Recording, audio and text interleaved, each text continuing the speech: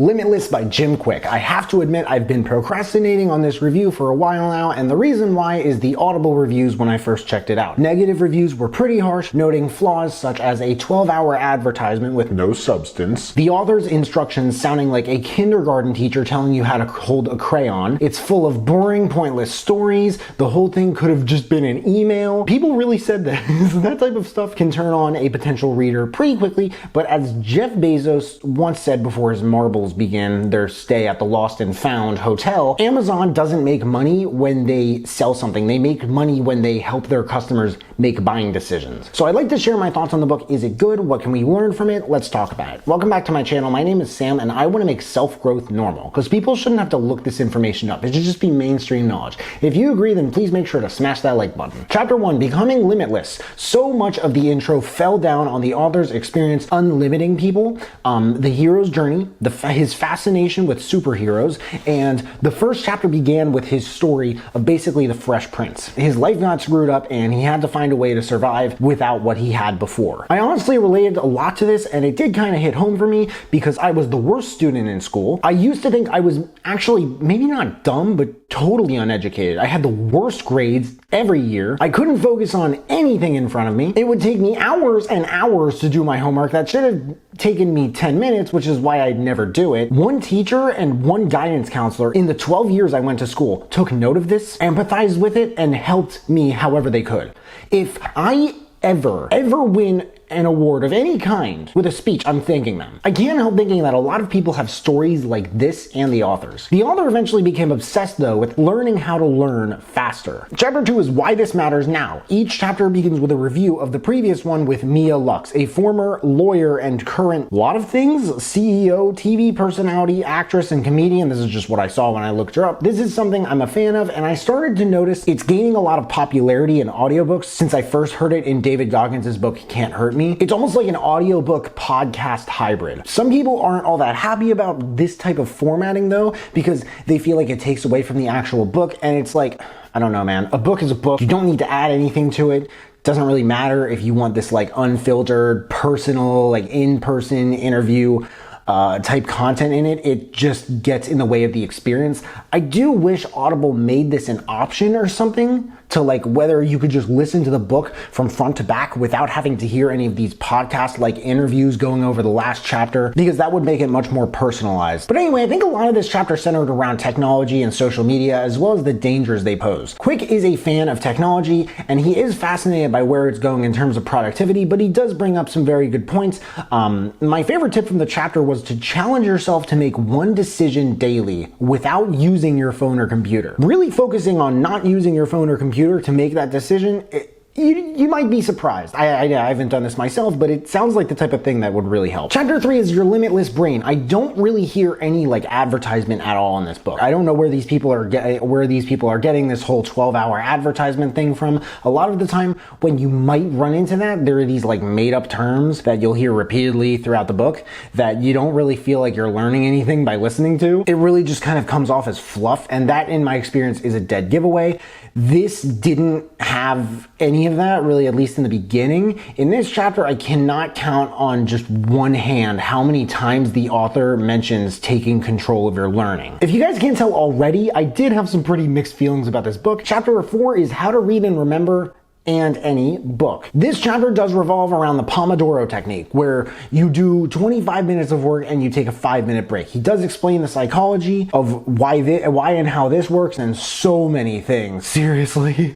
That 5-minute break, basically it gives you an assimilation period for you to just mentally process what you did during the 25 minutes. And without it, it's kind of like your brain is sort of just running and not really taking a second to realize where it was the whole time it was running. That's a pretty good analogy, right? But I feel like I've heard of the Pomodoro technique a million times in books. This is, however, the easiest explanation to understand that I've seen of it. Fun fact, Pomodoro means tomato in Italian. I don't know what it has to do with the Pomodoro technique. Pomodoro technique. I don't know. Maybe I'll find something. All right, so I looked it up. The Pomodoro technique, it was invented in the early 1990s by a guy named Francesco Cirillo, a developer and entrepreneur. The technique earned its catchy name in honor of the tomato-shaped timer that he used to track its 25-minute interviews of focused work time. Isn't that cool? But other things like the RAS are covered in this chapter, and it is hard to go through maybe 10 self-development books without hearing someone say something about the RAS. Everyone knows about it, guys. You don't have to talk about it anymore. If you know, you know. If you don't know, then look it up and you know. And you can join those of us who say, if you know, you know. Because we know. We do. Chapter 5, The Spell of Belief Systems. I can't lie, I listened to this chapter twice and I got nothing to say about it. The amount of times I heard the words, I guess I do have stuff to say about it. Belief, limited, achieve, and potential. It was just way too much. You gotta go deeper than that, Jim. You do go deeper, but you don't go deep enough, and you don't need to go Jonathan Haidt deep, but it can't be that hard. Like, this is Jim Kwik, guys. He knows about what he's discussing. He's not dumb. He's extremely smart, but I'm not quite saying he realizes exactly what it is that he's talking about. That doesn't really make sense, does it? Next, chapter 6 is The 7 Lies of Learning. When he mentioned knowledge isn't power, but only potential power, or when he explained what dyslexia is, how many people who make the choice to buy a book about super learning don't know what dyslexia is? Many of these lies of learning, in all honesty, can easily be displayed in the differences between children and adults. Kids fall down and they get back up until they get what they want. They just do. A lot of adults have a lot of ceilings, but again, it just comes back to the concept of limitlessness. Chapter 7 is purpose. Now, there are things in the book that you will find in others. The author references books that have been around for a very, very long time, from The Magic of Thinking Big to Feel the Fear and Do It Anyway. That book came out in like the 80s to Mindset. And these are not young books, guys. This is the second book I've reviewed in a row that mentioned how your actions follow your identity and used being a smoker versus a non-smoker as an example of this. You do learn nonetheless about like concrete reasons for doing things and the difference between goals and purpose.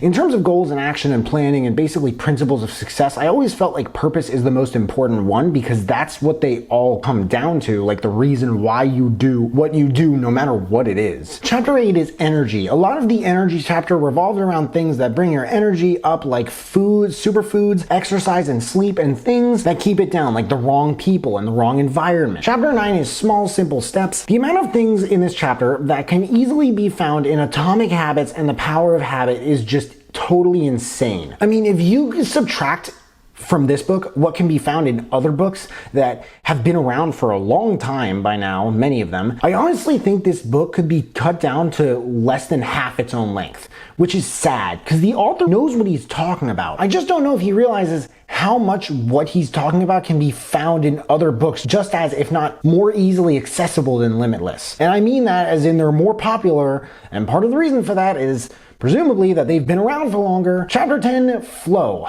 Like the flow chapter alone comes off as not much more than a summary of the book Flow by Mihai Csikszentmihalyi. And this is like the second book in a row that I've reviewed that mentioned Flow by Mihai Csikszentmihalyi. Am I just reviewing too many books here? Come on, don't get me wrong, it's a damn good summary. But I can't say it's really much more. By the way, if you don't know what a flow state is, it is basically the best thing since before sliced bread. But he goes over the 8 elements that make a flow state, how rare it is that most people really actually experience flow, and how to make sure you experience it regularly, because as he said, it can multiply your productivity level by literally 5. In reality, if you're watching this and you don't know what a flow state is, check out my review of the book Flow by Mihai Csikszentmihalyi. It's a great book. It is a revolutionary concept, truly. But I go over a lot of that in the review, and I dropped a link into my review of that book and every other book that I've reviewed that I mentioned in this video in the description below if you want to check those out. But chapter 11 is focus.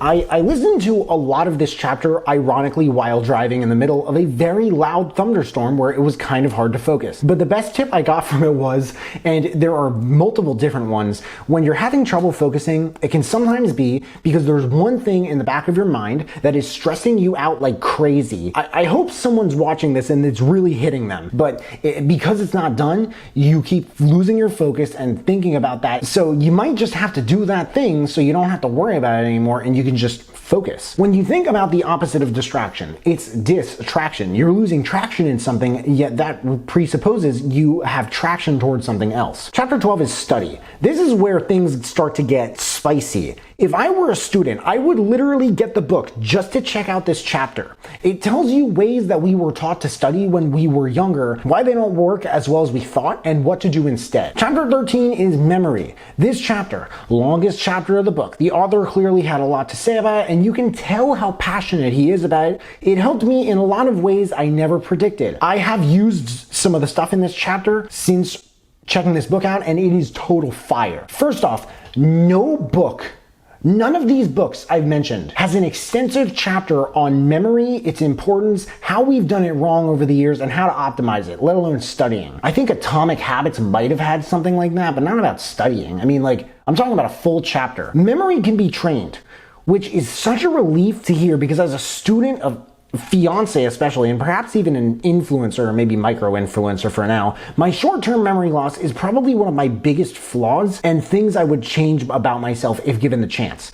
So I took this really, really seriously when I heard it. And the author, he can prove this. He will tell people in keynotes to give him 50 to 100 words, and he will repeat them perfectly, backwards and forwards on the spot. Is that totally insane, or is it totally insane? And he talks about his technique of how to do this, which I have never heard of in any book ever. It is totally crazy. But I'm willing to bet, because I could say the same thing about myself, you may have tried it before with one or two things and it helped you remember it really, really well, and you still probably know them off the top of your head. Because it's the same technique, literally, no matter what the list of words is, which is probably just as insane. Chapter 14 is speed reading. This one was also pretty loaded, and again, you can tell how passionate Kwik is about this. Chapter 15, thinking, overall, is the whole thing an advertisement? No. There's a hook towards a speed reading class in the speed reading chapter, but that's really the only single thing I picked up. Is it just crammed with useless information? No. Quite frankly, a bulk of it seems to be a rehash from other books,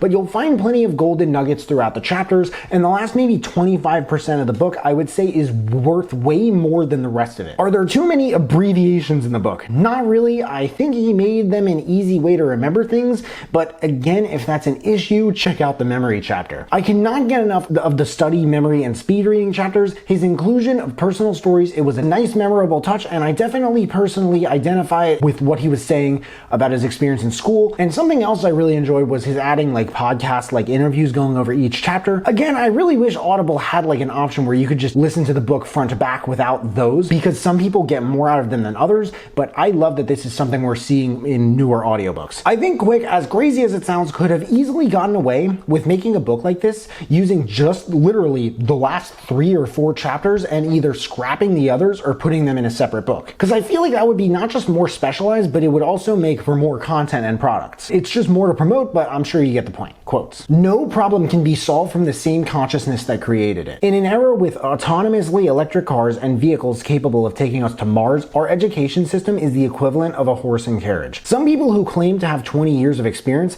really just have 1 year of experience that they've repeated 20 times. It's not about how smart you are, it's about how you are smart. Yes, your brain is an organ, but it acts like a muscle. How does one know what to look up when one has forgotten so much? Direction 1. I really just recommend this book for someone who needs or wants to learn faster, study more effectively, or sharpen their memory. And I really kind of only recommend the last maybe 3 or 4 chapters. Direction 2. If you like this book, I recommend For Habits, Atomic Habits by James Clear, and For Learning, Talent Code by Daniel Coyle. Limitless by Jim Kwik. There's a link in the description if you guys want to check it out and read the reviews. That and all the other books that I mentioned in this video, if you want to check those out too. If there are any other books that you guys want me to check out and review, please let me know in the comments below. Also, let me know if you checked out this book and you liked it. But hey, make sure to smash that like button, subscribe if you haven't already, because I don't get why people watch this far into my videos and they don't subscribe. But if you have subscribed and you want to turn it up just a notch and turn on that notification bell to get a notification whenever I drop new videos, that would mean the world to me. Thank you guys so much for watching. I really appreciate it. You can find me everywhere, and I will see you then.